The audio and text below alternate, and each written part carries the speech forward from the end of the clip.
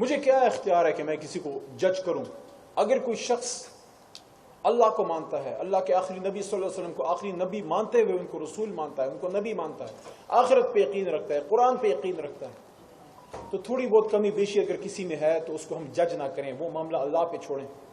تو میں نے ایک واقعہ وہاں بیان کیا جو کیونکہ میرے ساتھ ہوا تھا، تو اس لیے میں سمجھتا ہوں کہ میں تو کوئی خاص اچھا کوئی مسلمان نہیں ہوں، لیکن یہ ایک چھوٹی عمر میں ایک واقعہ ہوا جو میرے ذہن میں پتہ نہیں کیسے یہ بات آئی، تو میں نے وہاں پہ کر دی۔ شاید بچپن میں تربیت ہی ایسی ہوئی تھی کہ نفرت کی بنیاد پہ تربیت نہیں ہوئی تھی، صوفیاء کرام کے ساتھ، علماء کرام کے ساتھ تھوڑی بہت بیٹھکیں ہوئی تھی، شاید اس کی برکت ہو، اور ظاہر ہے اسی کی برکت ہوگی۔ اور یہ بھی ضروری نہیں ہے، میں ہر جگہ یہ بات کرتا ہوں، یہ ضروری نہیں ہے کہ آپ کسی صوفی کے ساتھ، کسی بہت بڑے عالم دین کے ساتھ آپ 20 سال گزاریں تو آپ پہ اثر ہوگا۔ نگاہ مرد مومن سے بدل جاتی ہیں تقدیریں۔ ایک نظر آپ پہ پڑ جائے کسی صوفی بزرگ کی، ایک صوفی کے ساتھ آپ ایک ٹائم کا کھانا کھا لیں، آپ ان کے ساتھ ایک چائے کی پیالی پی لیں، آپ ان کے ساتھ صرف ملنے ہاتھ میں لا لیں، ان کی نظر آپ پہ پڑ جائے، ہو سکتا ہے اللہ تعالیٰ کی بھی نظر آپ پہ پڑ جائے، کیونکہ صوفی کون ہوتا ہے؟ اللہ کا دوست ہوتا ہے، ولی اللہ ہوتا ہے۔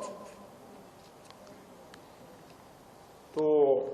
اس بات پہ میں اپنی بات ختم کروں گا۔ میں دیر سے آنے پہ معذرت خواہ بھی ہوں، کیونکہ سرکاری ذمہ داری ہوتی ہے تو اس سے آپ نہیں آپ نکل سکتے، وہ بھی ایک ذمہ داری پوری کرنی ہوتی ہے۔ اس واقعے پہ میں اتفاق کرتے ہوئے پھر ایک جو ہے سورہ بقرہ کی آخر تلاوت کرتے ہوئے پھر مائک دوبارہ جو ہے اپنے بزرگوں کے حوالے کروں گا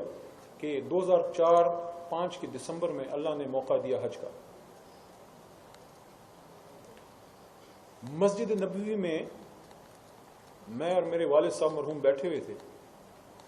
تو والد صاحب میرے بڑے درویش ٹائپ آدمی تھے، سرکاری افسر تھے، لیکن ان کی دوستی ہمیشہ غریب لوگوں کے ساتھ ہوتی تھی، تو اسی میں ان کی زندگی بھی گزری۔ مجھے نے ایک نصیحت کی تھی،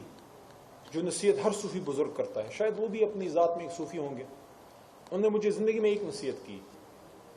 زیادہ نصیحتیں نہیں کی، ایک، اور اس پہ میں آج تک میں آپ کے سامنے اقرار کرنا چاہتا ہوں کہ میں، اور اگر آپ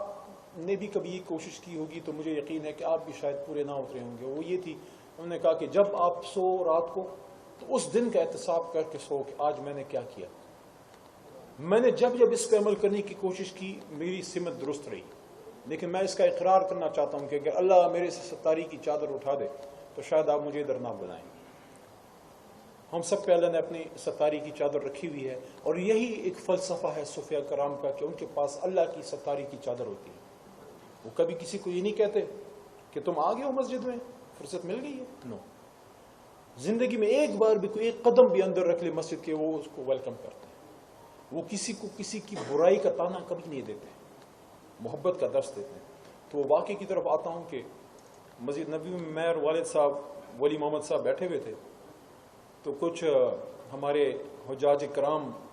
ایران سے وہ تشریف لائے ہوئے تھے، اور ان کا مخصوص وہ لباس میں آتے ہیں، وہ بلیک کلر کا سوٹ پہنتے ہیں، جو ہمارے اہل تشیع کے حضرات وہاں سے آتے ہیں۔ تو میرے سے انہوں نے پوچھا، حج میں ویسے ہی حجاج کرام ایک دوسرے سے بہت اکرام اور محبت کرتے ہیں، کبھی کبھی دھکے وغیرہ بھی دیتے ہیں، لیکن چلو وہ ہماری ایک انسانی جبلت ہے، ورنہ اگر یقین کریں جو حج اسود کے پاس، میں تو کبھی کسی کو دھکا دے کے حج اسود کو نہ چوموں، کیونکہ میری حج اسود سے زیادہ قیمتی وہ انسان ہے جو ادھر کھڑا ہے، کیونکہ اس کے دل میں اللہ ہے۔ تو انہوں نے مجھ سے پوچھا کہ کیا نام ہے، فارسی میں، مجھے فارسی نہ آئے، میں انگریزی میں جواب دوں کہ مائی نیم از علی محمد، تو چونکہ نام میں علی پہلے آتا ہے، تو انہوں نے پوچھا کہ آپ اہل تشیع ہیں؟ میں نے کہا نہیں۔ تو انہوں نے پوچھا کدھر سے ہو؟ میں نے کہا پاکستان سے ہوں۔ تو انہوں نے کہا پوچھے کیا ہو، اہل سنت ہو؟ میں نے کہا نہیں۔ تو انہوں نے پھر پوچھا کہ آپ کیا ہو؟ میں نے کہا میں مسلمان ہوں، کیونکہ حضور نبی کریم صلی اللہ علیہ وسلم ہمیں مسلمان چھوڑ کے گئے تھے۔ آئیں آپس میں ایک دوسرے سے محبت کریں، اگر صوفیاء کرام کے طریقے پہ جانا ہے تو کسی سے اس کی مسلک کی بنیاد پہ نفرت نہ کریں، ہاں اگر کوئی کمی ہے تو مناسب طریقے سے، جس طرح حضرت ابو بکر صدیق رضی اللہ عنہ یا حضرت عمر فاروق رضی اللہ عنہ کا شاید قول ہے، کمی بیشی اللہ معاف کرے، کہ اللہ اس شخص سے بھلا کرے، بھلائی کرے کہ جو میری کمزوریاں ایک خوبصورت تھال میں سجا کے میرے سامنے لے آئے۔ اس کا مطلب یہ ہے کہ لوگوں کے سامنے ذلیل نہ کرے، بلکہ سائڈ پہ بٹھا کے کہ بیٹا یا بھائی یا بزرگ یہ مسئلہ ہے۔ تو میں آخر میں پھر شکریہ ادا کرتا ہوں، اور میں بڑا خوش ہوں کہ میں ایک ایسے آدمی کے ساتھ کام کر رہا ہوں کہ چاہے مجھ میں ہزار کمزوریاں ہیں، ان میں بھی کچھ ہوں گی، عمران خان صاحب کی بات کر رہا ہوں، لیکن ایک بات پہ میں خوش ہوں کہ یہ آدمی حرمت رسول پہ کھڑا ہوتا ہے، ختم نبوت پہ کھڑا ہوتا ہے، اور جو صوفیاء کرام کا طریقہ ہے اس پہ چلنے کی کوشش کرتا ہے، جس طرح انہوں نے ویسٹ میں جا کے انگیج کرنے کی کوشش کی، دنیا کو بتانے کی کوشش کی کہ ہم آپ سے لڑ کے نہیں، پیار سے سمجھانے کی کوشش کرتے ہیں کہ آپ جب ہمارے آقا حضور صلی اللہ علیہ وآلہ وسلم کی شان میں فرانس میں یا ڈنمارک میں یا سویڈن میں یا جس بھی ملک میں آپ آقا کی شان میں گستاخی کرنے کی ناپاک جسارت کرتے ہو، تو آپ کو سمجھ کیوں نہیں آتی کہ ہمارے آقا ہمیں اپنے اہل و عیال اور والدین سے زیادہ پیارے ہیں؟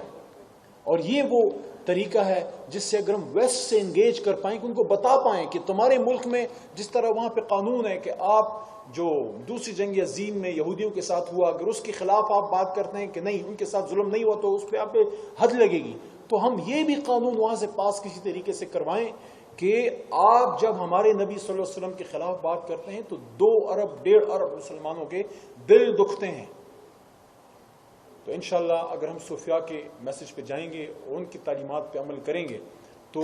جوق تر جوق لوگ مساجد میں بھی آئیں گے اور وہ عمل بعمل مسلمان ہوں گے۔ جو علامہ کا ایک کانسیپٹ تھا کہ وہ سجدہ روح زمین جس سے کامتی تھی اسی کو ترستے ہیں آج ممبر محراب۔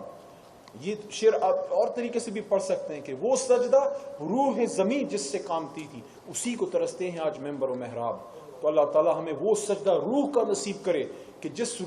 سجدے کے لیے زمین تڑپ رہی ہے، سجدہ کرنے والے بہت ہیں لیکن زمین کی تڑپ نہیں ختم ہوتی۔ بہت شکریہ، آپ کو اللہ جزائے خیر دے۔ جب کبھی آپ اس طرح کی محفل میں بلائیں گے، اپنے کم علم اور کم عمل کے ساتھ ہم آپ کی محفل میں تھوڑا سا حصہ بننے کی کوشش کریں گے۔ اللہ آپ کو ایسے اور مواقع دے، اور انشاءاللہ حکومت کی طرف سے تعاون کی بھرپور یقین دہانی۔ یہ 10 دن جو ہیں پچھلے کابینہ میں جو کل ہوئی ہے، وزیر اعظم صاحب نے ہمارے مذہبی امور کے وزیر جناب قادری صاحب کو ڈائریکشن بھی دی ہے کہ عید میلاد النبی کے سلسلے میں آپ تقریبات منعقد کریں، آپ ایکٹیویٹیز کریں، اور قادری صاحب نے ان کو بتایا کہ ہم تو پورا جو 10 دن ہیں جو عشرہ ہے وہ رسول اکرم صلی اللہ علیہ وسلم کے حوالے سے ہم نے سرکاری سطح پہ منانے کا پروگرام کیا ہے، لیکن جس طرح سرکار کر رہی ہے آپ لوگ بھی جو کریں میں اپریشیٹ کرتا ہوں۔ اس دعا کے ساتھ جو پورے قرآن پاک میں ہمارے نبی پاک صلی اللہ علیہ وسلم کو علماء فرماتے ہیں کہ ہر نبی کو اللہ نے اپنی کتاب میں سے کچھ تحفہ دیا ہوتا تھا، تو ہمارے نبی صلی اللہ علیہ وسلم کو جو تحفہ تھا وہ سورہ بقرہ کا آخر ہے، اور میں سمجھتا ہوں کہ اس سے جامع دعا شاید کوئی اور ہو کہ ربنا لا تؤاخذنا ان نسینا او اخطانا، ربنا ولا تحمل علينا اصرا كما حملته على الذين من قبلنا، ربنا ولا تحملنا ما لا طاقة لنا به واعف عنا واغفر لنا وارحمنا انت مولانا فانصرنا على القوم الكافرین۔ آمین یا رب العالمین۔ درود شریف پھر پڑھ لیجیے گا۔ اللہم صلی وسلم وبارک علی سیدنا محمد رسول اللہ خاتم النبیین صلی اللہ علیہ وآلہ وسلم۔